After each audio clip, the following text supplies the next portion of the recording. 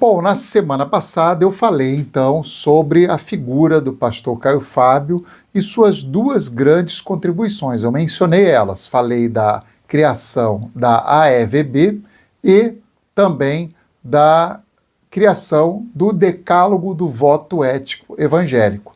Claro, mencionei aí, falando do Caio Fábio, sobre a Fábrica da Esperança e eu vou concluir nesse vídeo esse assunto, mas preciso falar primeiro aqui do Decálogo do Voto Ético Evangélico.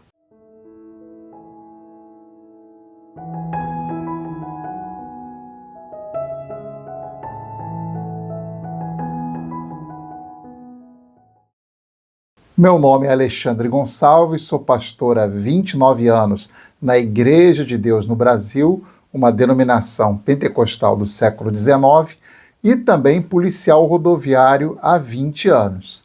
Se você gostar desse vídeo, eu te peço que você se inscreva no canal, curta o vídeo, comente, compartilhe para que esse vídeo venha a ser difundido para mais pessoas. O canal não é monetizado, nossa intenção é apenas ajudar a esclarecer um período da nossa história recente evangélica aqui no Brasil. Se caso você não gostar, não tem problema, pode descurtir e pode também fazer sua crítica nos comentários, desde que seja uma crítica sem agressões e de forma educada, porque é assim que um cristão deve agir sempre.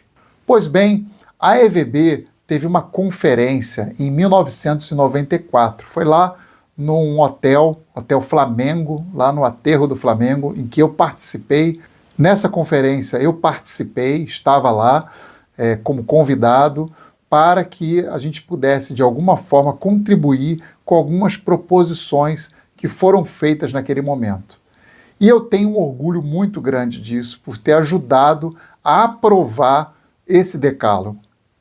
Eu não vou citar todos os 10 pontos dele, porque tornaria esse vídeo muito grande. Eu vou deixar uma referência aqui embaixo de um vídeo em que recentemente eu estava junto com o pastor Ariovaldo e outras figuras daquela época falando sobre esse decálogo e rememorando ele para os dias atuais. Também você vai encontrar na internet, também vou botar aqui referências dele, sem ser em vídeo, escrito, para que você tenha uma ideia do que seja exatamente. Eu vou passar linhas gerais aqui para que se compreenda esse decálogo.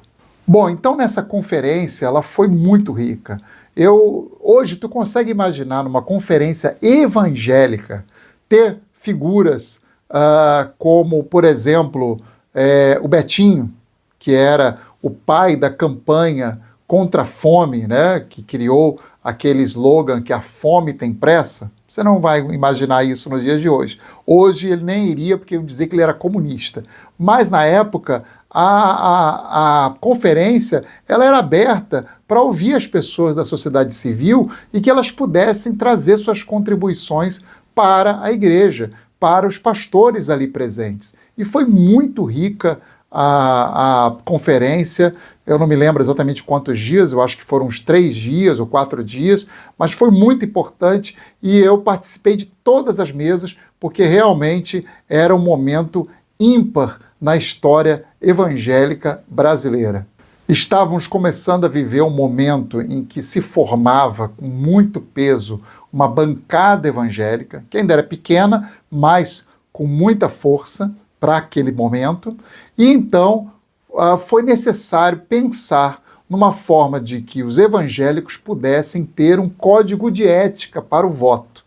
Era exatamente isso. Interessante que a Igreja de Deus, a denominação da qual eu faço parte, já tem isso no seu código de ética, vários pontos daquele decálogo no nosso livro de ensino, disciplina e governo da Igreja de Deus, já fala disso. Mas eu vou rememorar os principais pontos.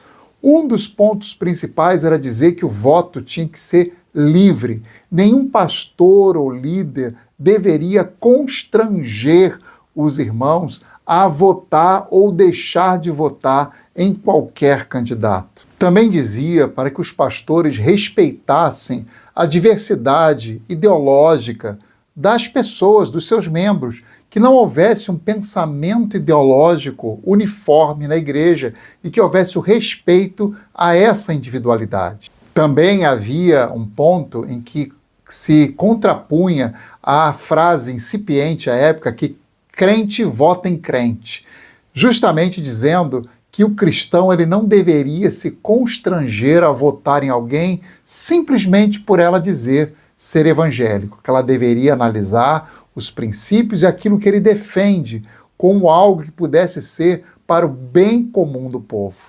Também no Decálogo dizia que o cristão não deveria votar em um candidato por causa do seu apoio à sua igreja ou por qualquer tipo de ajuda à igreja, que ele deveria sempre pensar no bem coletivo da sua cidade, do seu estado, do seu país. Que o cristão não deveria votar num candidato porque ele defende interesses da fé evangélica, que esse não pode ser o nosso voto. Que como cristãos temos que ter lucidez sobre votar não baseado nos interesses evangélicos como querendo expandir o domínio evangélico, mas pelos interesses da coletividade, pensando sempre em servir a maioria da população. Um ponto interessante é que dizia o seguinte, que os evangélicos eles não deveriam votar em alguém baseado em boatos. O fulano é ateu, o fulano é satanista, o fulano é isso, mas em programas de governo. Isso aconteceu muito no meio evangélico, né? O próprio Fernando Henrique Cardoso, que foi presidente do Brasil 2 vezes, em uma eleição, perdeu essa eleição em São Paulo, porque diziam que ele era ateu, e de fato ele era. E isso foi o motivo dos evangélicos não votarem nele, como se estivéssemos votando em um ayatolá para representar um país e não em alguém que pudesse realmente, com um programa, representar a cada um individualmente.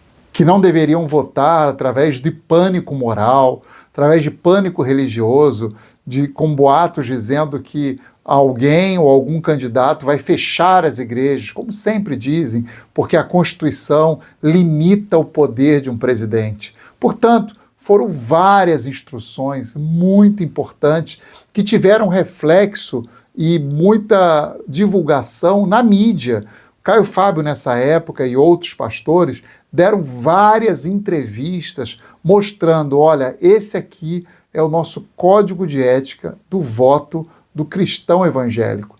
E, mais uma vez, isso nos enchia de orgulho, porque a gente conseguia ver realmente uma representação daquilo que acreditamos, que a igreja não deve se miscuir nas coisas desse mundo, e que individualmente os cristãos têm a liberdade de votar em quem quiser, sem constrangimento de líderes, como sendo um estupro espiritual de uma liderança que impõe ou que orienta, entre aspas, sobre o seu candidato preferido, e aí os irmãos votam constrangidos espiritualmente porque não querem ir contra o seu pastor. Então, o Decálogo foi um momento muito importante, do qual eu me orgulho de ter votado e apoiado, e que realmente representou um momento histórico na igreja evangélica brasileira que antagonizava o grupo grande, bem representado, que antagonizava com aquele momento tão ruim, com aquelas pessoas complicadas do meio evangélico que defendiam teologia de prosperidade, teologia do domínio e uma maior entrada no Estado da igreja para conseguir privilégios, que eram concessões de TV e rádio, que era essa o seu principal desejo, o principal desejo dessas lideranças evangélicas era, na verdade, concessões de rádio e TV.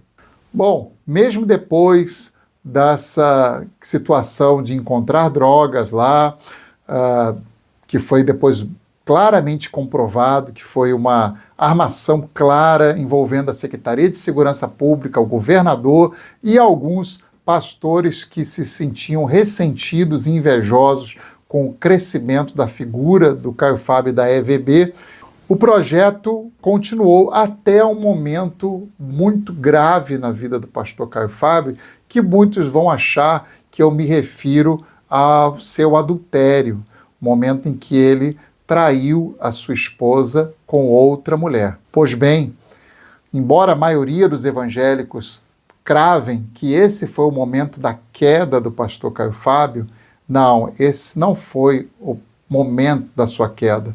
Porque embora o pecado de adultério seja um pecado de consequências graves, como a gente pode ver na própria história de Davi, em que sua família toda se bagunçou, nós também podemos ver na própria história de Davi que mesmo após o adultério, ele se ergueu, ainda com dificuldades, e se manteve ali com todas as suas dificuldades diante do Senhor. Entretanto, no caso do Caio Fábio, lógico que todos os seus opositores aproveitaram o momento do seu pecado, o momento em que ele realmente pecou, realmente agiu de maneira incorreta à luz da palavra de Deus e da sua família, e usaram isso para apedrejar e para jogar toda a sua raiva e ira contra um homem que até aquele momento apenas nos representou muito bem.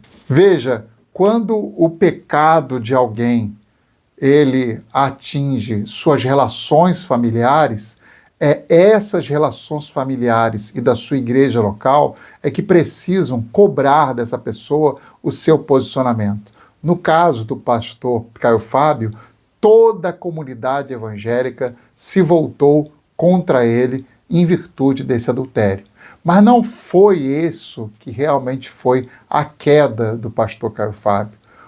A questão toda é que, vendo ele que havia uma oposição ao seu trabalho e que essa oposição tinha respaldo do governador do estado à época, Marcelo Alencar, que era do mesmo partido do presidente da República, Fernando Henrique Cardoso, do PSDB, ele acabou então se colocando ao lado de opositores a essas duas figuras políticas. No caso, o então candidato à presidência, Luiz Inácio Lula da Silva. A relação dele com esse grupo político, no caso ali Lula e o PT, acabou fazendo com que Caio Fábio encontrasse neles uma forma de apoio e contra o governo da época, que era o governo do PSDB e que ele enxergava como um governo que se opunha ao seu projeto e à sua figura, aliados a esses pastores evangélicos que tinham ressentimento com ele.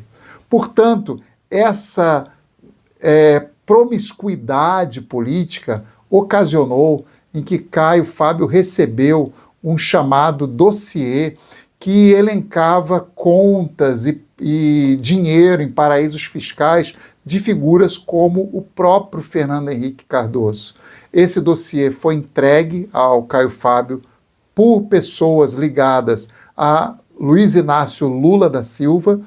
Ele então recebeu esse dossiê e acabou então propagando esse dossiê, só que era um dossiê falso.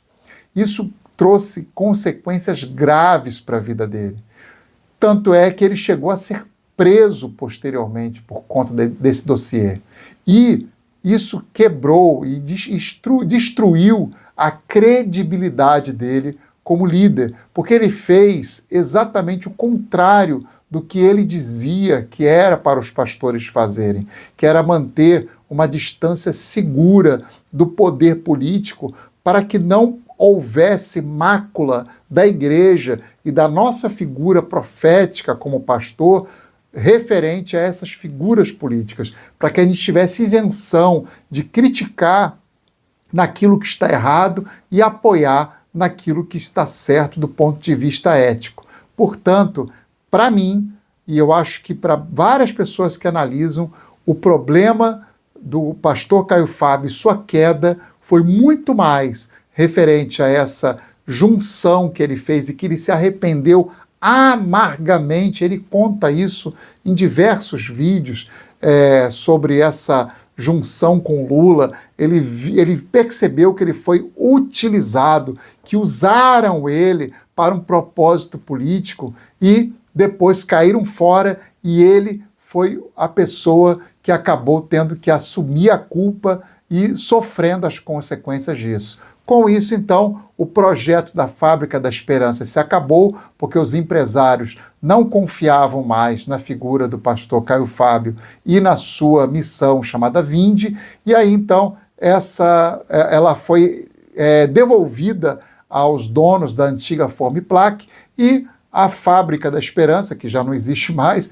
ela foi destruída, né, totalmente, já alguns anos depois, ou seja, acabou aquela história linda, maravilhosa e que dava orgulho a todos nós evangélicos. Portanto, esse foi um capítulo bem triste da história daquele que era o principal opositor desse campo da teologia da prosperidade, da teologia do domínio.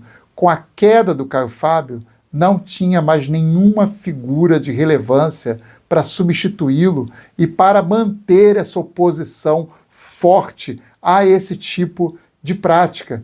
E talvez foi a ausência de uma figura do porte e da inteligência e da influência do pastor Caio Fábio que abriu o caminho para as figuras nefastas e para o crescimento exponencial da figura do pastor Silas Malafaia e sua posterior transformação para o que ele é nos dias de hoje. A verdade é que com o apagamento do pastor Caio Fábio, sobrou o pastor Silas Malafaia, e ele acabou assumindo para si a posição de representante da voz evangélica. E sendo assim, ele, tendo essa representação, passou então a ser uma das pessoas de maior influência do mundo evangélico, não só pentecostal, mas também das igrejas tradicionais.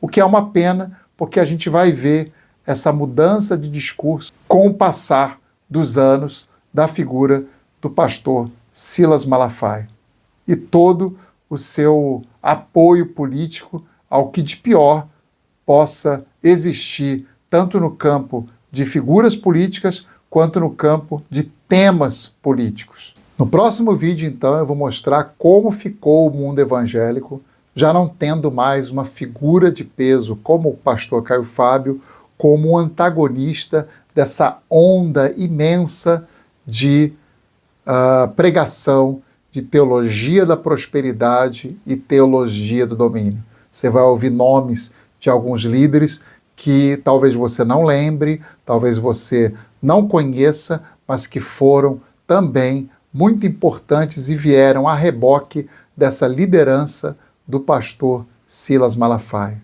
Se você gostou desse vídeo, eu te peço que você curta, que você comente, que você compartilhe e que você também se inscreva no canal. Se não gostou, não tem problema, pode descurtir e pode até comentar e colocar suas críticas, desde que elas sejam educadas de forma bastante cortês, para que a gente realmente possa manter um ambiente sadio nos comentários. Deus abençoe a sua vida.